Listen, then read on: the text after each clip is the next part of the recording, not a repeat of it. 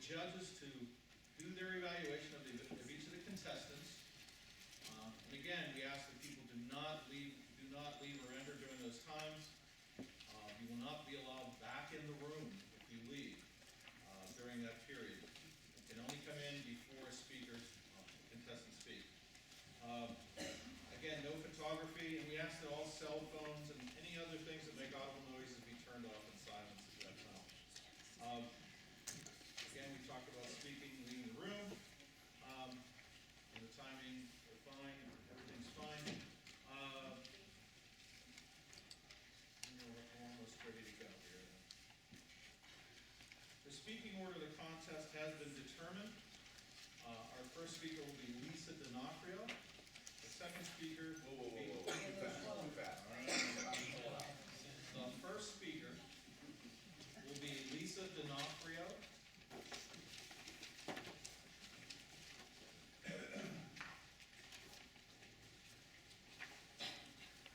The second speaker will be Stephanie Richmond.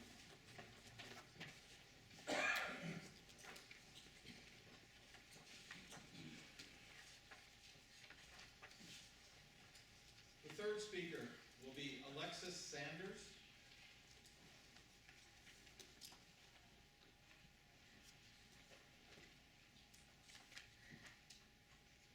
The fourth speaker will be Katina Bogetter Hunter.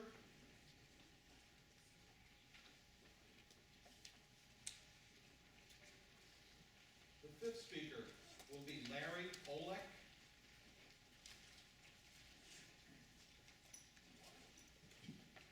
The sixth speaker will be Aaron Dyer.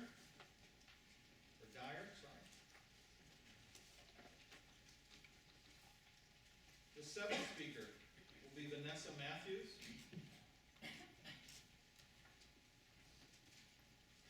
And the eighth speaker will be Matt Rieger.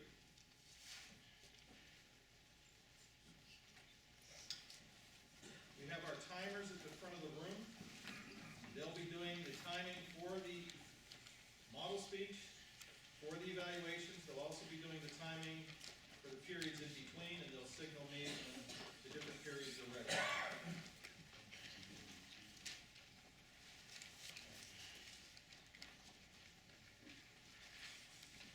right. Are there any questions? Anyone have any questions? As the contest chair, I affirm all the contestants have been briefed and that all the contestants are present, and we are ready to proceed with the contest. Madam Chief Judge, have all the contest officials been briefed, and are we ready to proceed with the contest? All have been briefed and we're ready to proceed. Thank you very much. Well, now we'll have a contest.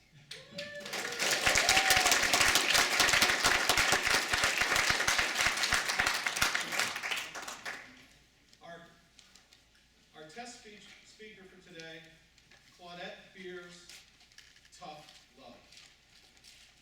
Tough Love, Claudette Beers.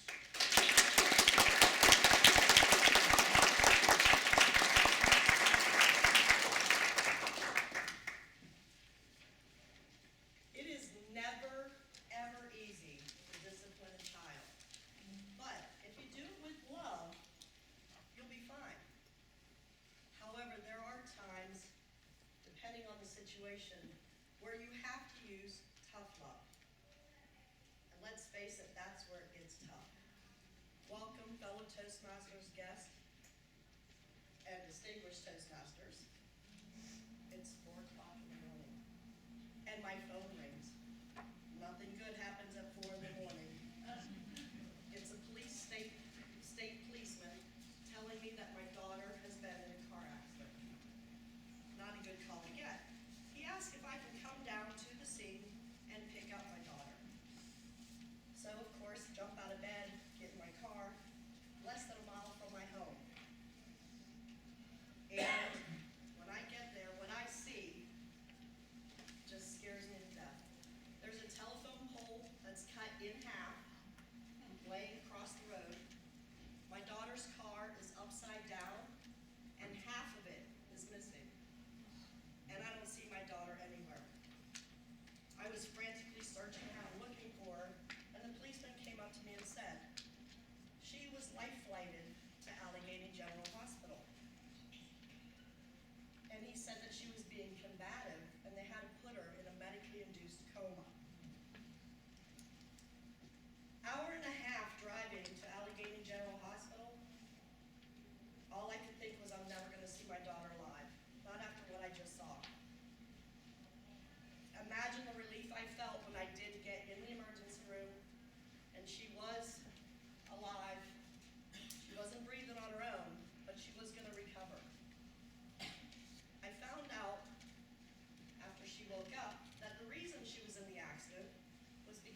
spent the night at the bar drinking. Not a good thing. She got her first DUI, and I begged and pleaded with my daughter, "You need to stop doing this. You got so lucky this time, please stop doing this." As with most children, in one ear, out the other. So in January, she gets stopped, picked up again, brought to the hospital, tested her blood alcohol, failed, got her second DUI. When you get your second DUI, you have to go to DUI classes. And on the last day of those classes, you bring a loved one with you. So my daughter had me go with her. I sat in this room with about 50 different offenders and their loved ones, so about 100 people. And one by one, the offenders had to stand up and say why they were there. I heard more excuses than stars in the solar system. I took cold medicine and it reacted. Everything. So during a break, I leaned over to my daughter and I said, just once, I want one person to stand up and say, "I messed up. Went to the bar, drank too much, got behind the wheel, and I drove. I made a mistake. I deserve what I get." After the break, it was my daughter's turn. She stands up and she repeats everything I just said, making a joke out of something that's very serious. I again begged her, "Please don't do this again." Twice she got lucky, 2 times. On Easter Sunday, I get a call from a bail's bondsman. I don't really heard of those in CSI. And they told me that I had to go pick up my daughter. She was in the tank. And I said, okay. But this time, I'm at the point where, okay, something's got to be done. It can't be a slap on the wrist. Something's got to be done. So when I got there, I asked if I could speak to the magistrate. And I did. And I explained to him that, she almost killed herself in a car accident last year. Something has to be done. I don't want to visit my daughter in a cemetery. About a month later, when she was in front of this magistrate that I'd spoken with, the attorney said, "We're going to give her 6 weeks house arrest for each offense." And this magistrate spoke up and said, "That's not good enough." And he asked my daughter 2 questions. He said, 1, "Miss Beers, were you in a car accident last year?" And number 2, "Was it due to drunk driving?" And my daughter answered yes to both of them. The magistrate said this carries at least a 6-month sentence for each one, and not house arrest, in jail. My daughter at that time turned around and looked at me and said, "Thanks a lot, Mom." Kind of hurtful, right? Okay. They came back, the lawyers came back, and they gave her 1 year. She had to go to Moundsville State Prison. Dropping my child off there was probably the hardest thing I've ever had to do as a parent. All the way home, you wonder, did I do the right thing? Is she going to get worse? Is this the right move? Did I just make a big mistake? What did I do? I will tell you now, 2 years after that, a year of prison, a year of probation, losing her license, getting it back, breathalyzers. She is sober. She is happy. She's engaged to a wonderful young man. She's the proud mother of my grandson, Derek. And I'm glad I did what I did. So parents, don't be afraid to discipline your children. Don't make excuses for them. Make them face the consequences of their actions. Because really, we love them. And they will thank you someday.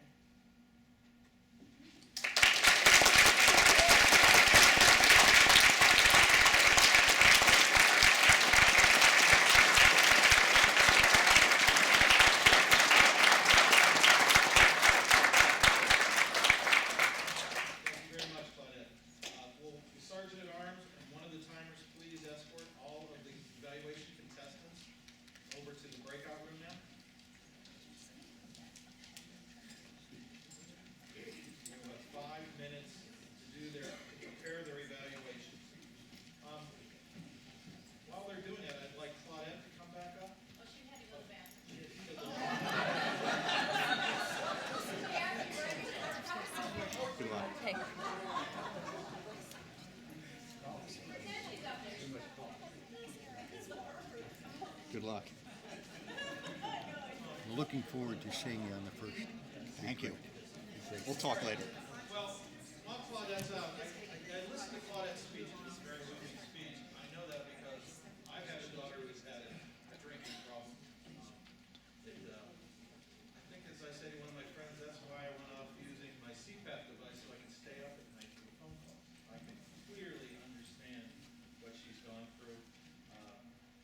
Difficult situation. A very brave person to give a speech like that. I think a very moving speech. So really, I have to applaud her when she comes back. So, anyone else have any questions? Any questions? No questions? No, everyone knows everything about it. Yes? Question right here. How were the evaluators chosen, or how did they get nominated to participate in the contest? The evaluators or the judges? All of the above. All right, the the contestants are, they are in a contest at their club level. They just volunteer to do that.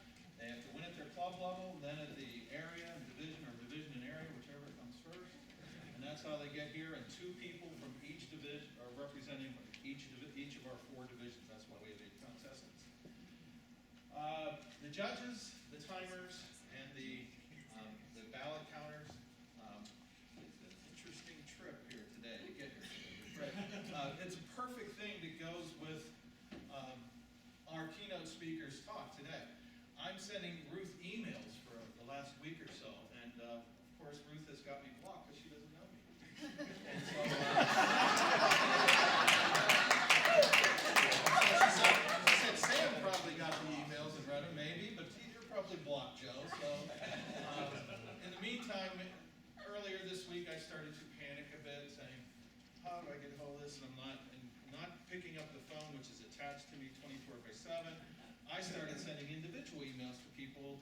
I went through and scanned all the people who were attending, and started sending individualized email to those people requesting them to volunteer. Pulled together things, and then we came to the point last night where host Wade gives me this panic call, and we talk about it, and then Ruth gives me a call. We probably dropped the line 3 times. While that was going on, my dogs were attacking me at home. I'm trying to pull out all my paperwork, and we went through and we straightened it all up. But really, the judges are selected by the chief judge. They select them. They have to make sure that you have 2 people from each division, and they cannot be in the club of any of the participants who are in the contest itself. The timers and the counters are a little bit more flexible around that. Again, not being in the clubs with those people, but the judges are very important. And there's also a tiebreaker judge, which is unknown even to me, who that is, in case a tie is needed to be broken. So, good question. Good job, Joe.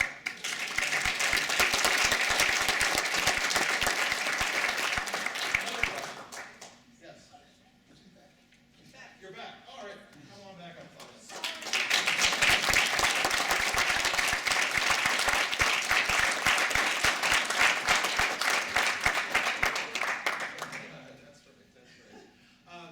So while you were out,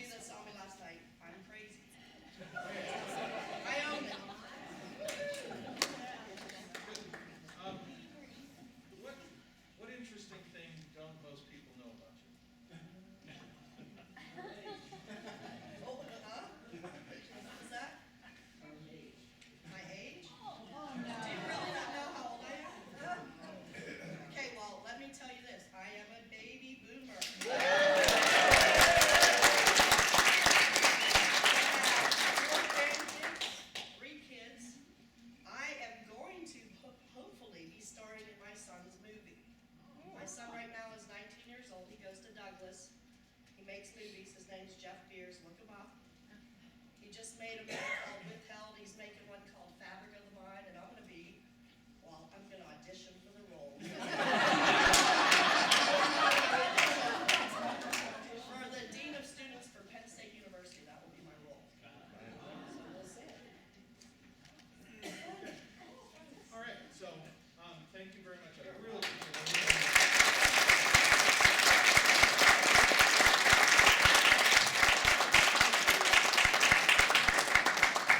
While the first speaker's coming up, I just want to remind you that after the contest, all important, the raffles are over here. You buy your tickets over here, put them into the basket, the bags in front of your baskets, and make sure you're generous in doing that, in addition to the 50-50 raffle. So those will all be given away at the end of tonight's banquet, is that correct? That's correct. Very good. And the chief sellers of the tickets are here. I have 50-50. Okay, and the basket sellers right back there, if you'll recognize her. Just give her your wallet and smile. All right, I'll remind you all that, again, silence during the evaluation contest. Please do not leave. You will not be allowed to enter during any of the contestants' evaluation. With that, we'll move on now. Timers, you ready? Okay. The order was drawn, the contestants drew for the order today, and our first speaker today is Lisa D'Onofrio.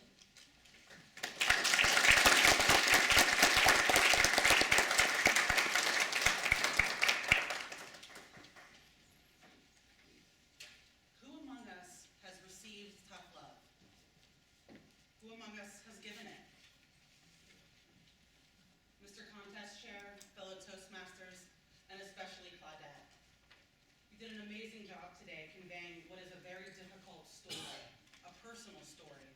And you did it really effectively through engaging us from the very beginning, walking us through the story, and having a conclusion that has a very meaningful takeaway that we can all apply to our lives on a daily basis. And I applaud you for that. It's very brave to get in front of this audience and share something that is obviously very meaningful to you. I thought that when you started at 4 o'clock in the morning, you set the scene. We've all been there, right? You get a call in the middle of the night.